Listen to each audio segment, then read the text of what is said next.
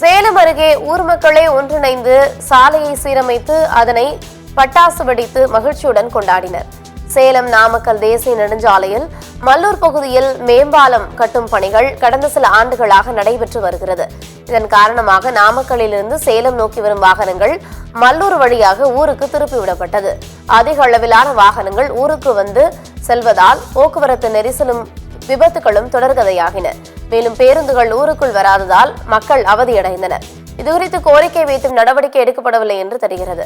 இதையடுத்து ஊர் மக்களை ஒன்றிணைந்து சாலை அமைத்து அதனை பட்டாசு வெடித்து மகிழ்ச்சியுடன் கொண்டாடினர்.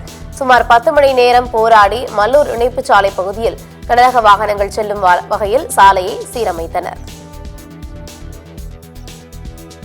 நாங்களே சொந்தமா எங்களுடைய ஆட்களை பேரூராட்சி ஊழியர்கள் மற்றும் எங்களுடைய நண்பர்கள் எல்லாம் நைட்டும் பகலும் உட்காந்து மரங்கள்லாம் இருக்கிறதெல்லாம் எல்லாம் அப்புறப்படுத்தி நம்ம ஒரு சீரான ஒரு சாலையை இப்போ ரெடி பண்ணி இப்போதான் வெளியில எடுத்துட்டோம்.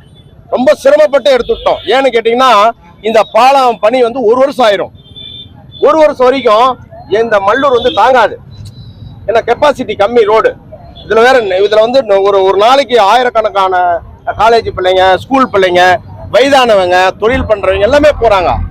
நானும் 10 நாள் பொறுத்து பார்த்தோம். சம்பந்தப்பட்ட ஆளுங்கெல்லாம் லெட்டர் கொடுத்து பார்த்தேன். எந்த நடவடிக்கையுமே இல்லை.